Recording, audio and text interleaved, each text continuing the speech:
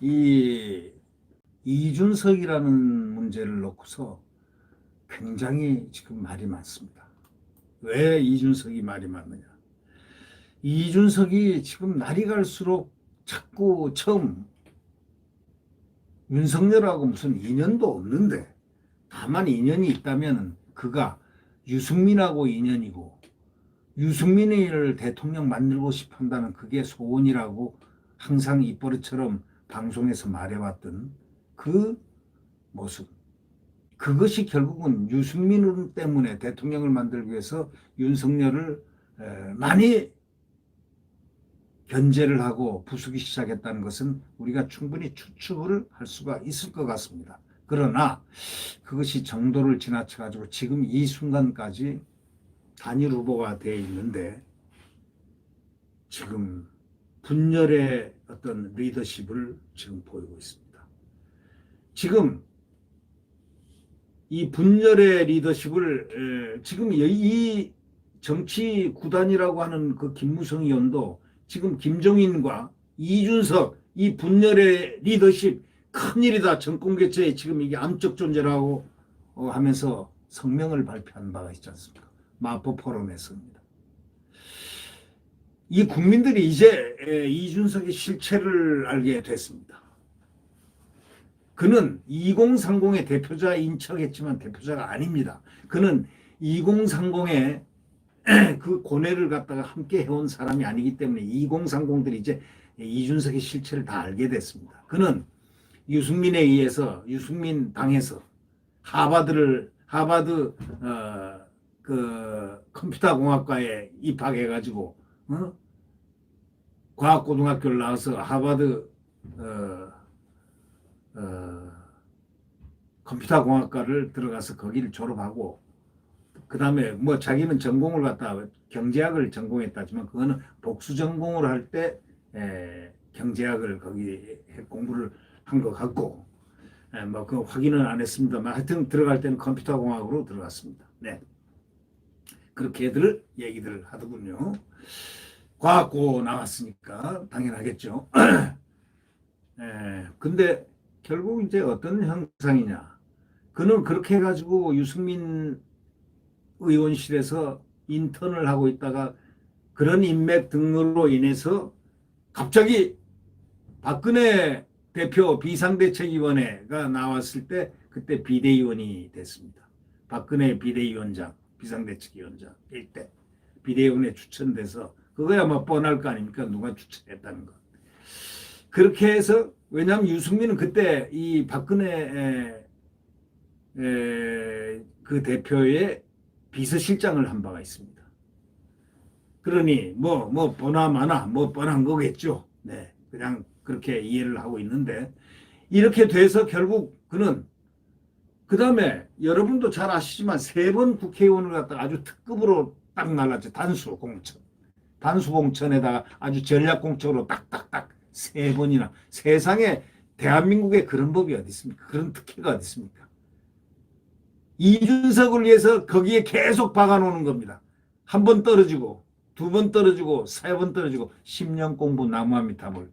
결국 10년이 넘어서 그렇게 특혜 공천을 받아서 떨어졌으면 물러서야 되는 게, 그게 정치하려는 사람의 젊은이의 2030의 도리여야 하는데도 불구하고 특혜를 받아서 그냥 딱딱 전략공천으로 10년을 했는데 떨어졌는데, 이번에 정말 어떠한 이 선거, 민심이 선거죠.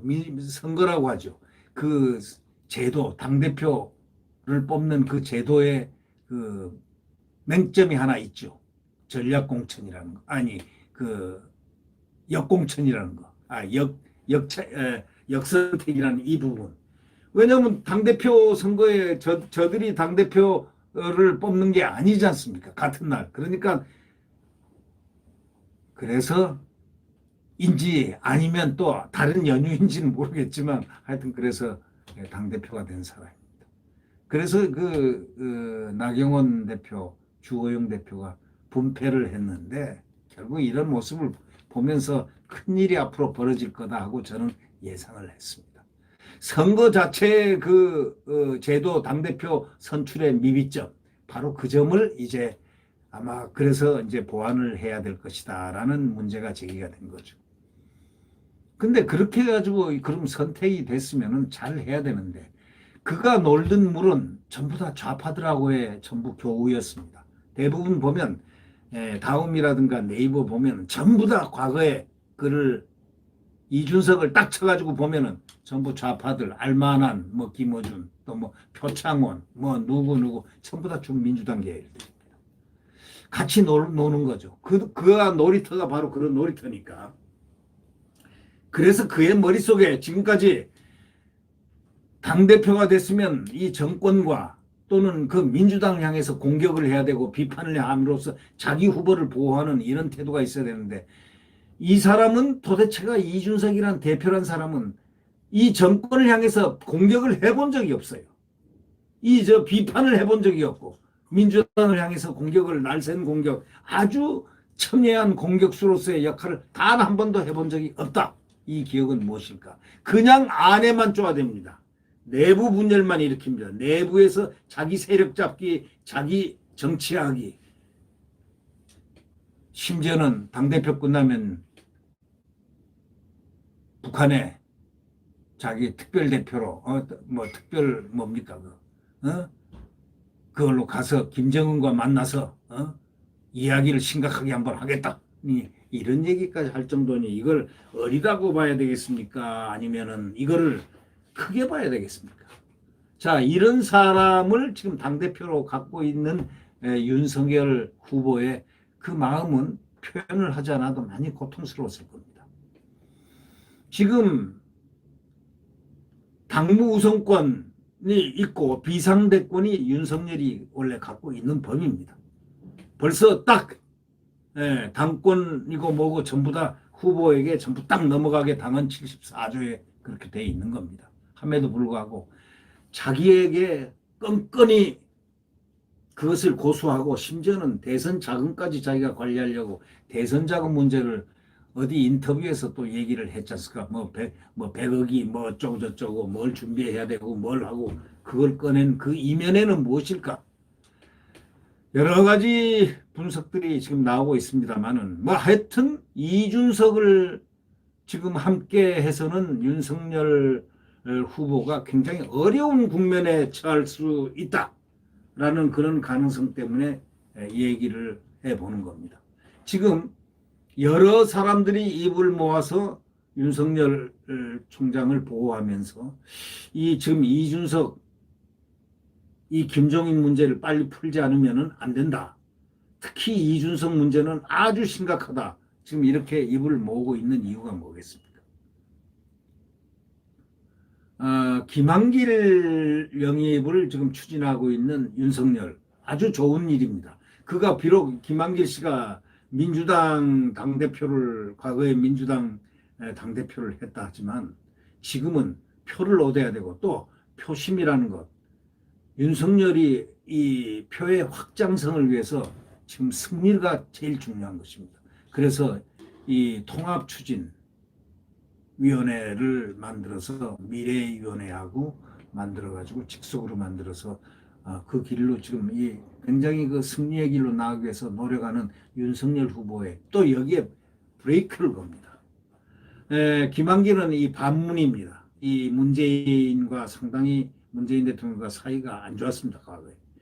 대통령일 때가 아니고 과거에. 그래서 이 반문 이준석이 갑자기 뭐라고 얘기했냐면 윤석열 총장이 지금 김한길 대표를 이렇게 영입하려 하는 바로 이런 찰나에 이준석이가 브레이크까지 겁니다. 그러니까 이게 이자가 이 머리를 쓰는 게 혼자 쓰는 게 아닌 것 같아요. 뭔가 조직적으로 이 배후가 있는 거 아닌가 하는 그런 의혹을 가질 수밖에 없는 거죠. 이준석이 이렇게 얘기했습니다. 반문 집합소 때들은 총선 재판된다. 지난 총선 때처럼 패배한다. 이런 소리를 당대표가 해야 됩니까? 반문 집합소가 될 때는 총선처럼 지난 4.15 총선처럼 완전히 완패한다. 이런 얘기를 하고 있습니다. 이준석 대표가 자당 윤석열 대선 후보가 김한길 전 새정치민주연합 대표 영입을 추진하는 것 관련해 가지고 반문 집합소처럼 돼버리면 2020년 총선의 재판이 될 수도 있다. 이런 소리를 하면서 방해를 하고 있습니다. 엄청난 지금 방해입니다. 지금 찬스는 지금 이재명이가 박스권에 갇혀가지고 운신을 하기가 지금 굉장히 힘들어지는 바로 이런 좋은 찬스 때 이 내부를 갖다 계속 칼질을 하고 총질을 하고 있는 내부 총질하고 있는 이준석 이런 사람을 그대로 놔두고 될 수 있겠는가 생각합니다. 그것도 말이죠. 이 사람은 그냥 얘기하는 게 아니고 꼭 방송에 나가서 합니다.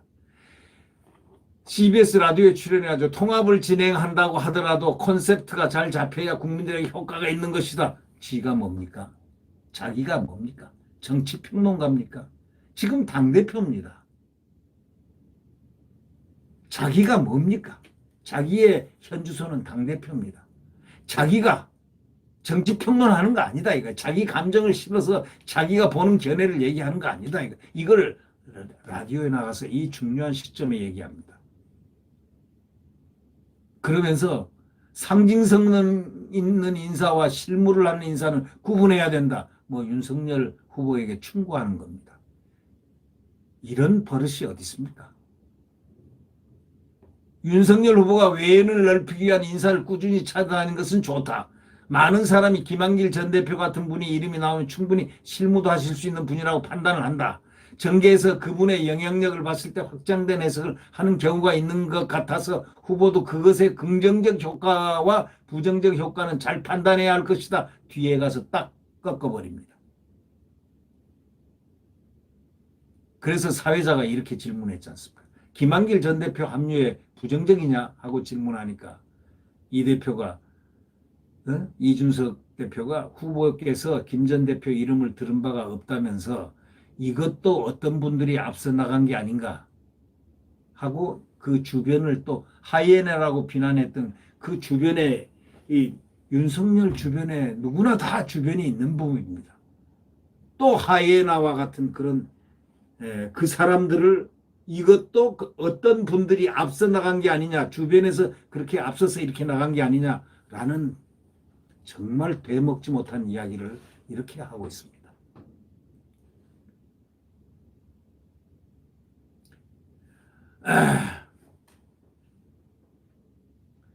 김병준 전 비대위원장 아주 훌륭한 분이죠. 이 비상대책위원장 그때 이분이 아니었으면은 지금 아마 국민의힘은 아마 그 당시에 콩가루가 됐을 겁니다. 근데 그 콩가루가 될 바로 그 직전에 이 김병준 전 비대위원장이 선대위를 맡아가지고 전 비대위원장이 비상대책위원회를 맡아가지고 이 당을 구했습니다. 이 아주 좋은 평을 받고 있는 분이죠. 이분의 역할에 대해서 역할론을 보고도 이렇게 얘기했습니다. 이준석이는 이분에 대한 이야기는 들은 바가 있다. 안 들을 수가 없죠. 확정적이라고 말씀드리기는 애매한 부분은 조금 있다. 해가지고 부정적인 것을 딱 내보입니다. 아주 묘한 사람입니다. 이 이준석이라는 사람이 아주 묘한 사람이에요.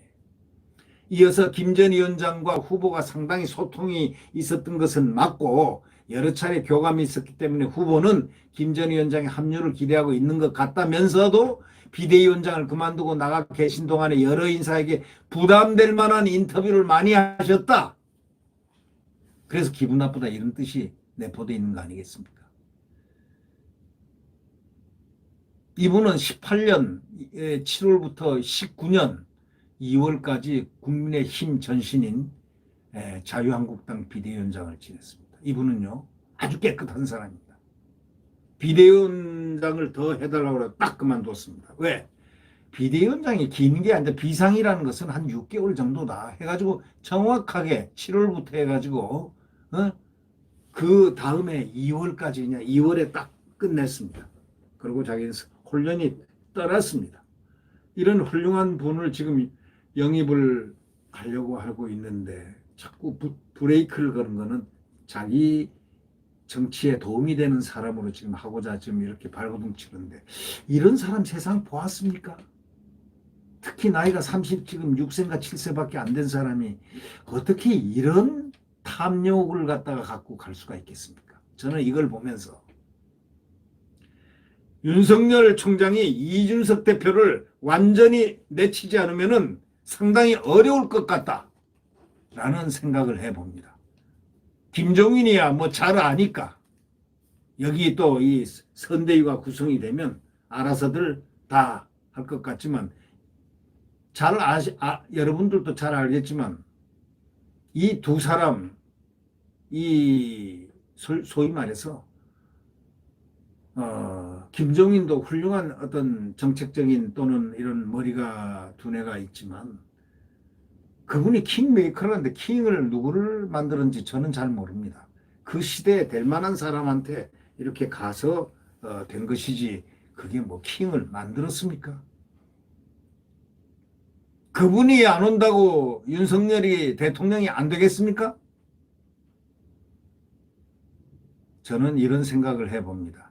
트러블 메이커는 빨리 제거를 하는 것이 좋다. 도중에 심각한 수준에 가 있을 때 시점이 점점 다가올수록 그때 트러블을 일으키고 목리를 부리는 법이기 때문입니다. 약자는 취약자들은 그렇게 원래 합니다. 그렇기 때문에 지금 확고하게 김종인에 대한 부분, 특히 이준석에 대한 부분은 윤석열 후보가 정리를 하지 않으면 안 될 것이다. 이런 생각을 제가 다른 데 나가서도 그런 뜻으로 얘기를 하고 있습니다. 여러분은 어떻게 생각하시는지요? 네. 네, 구독 버튼과 엄지를 눌러주시면 감사하겠습니다.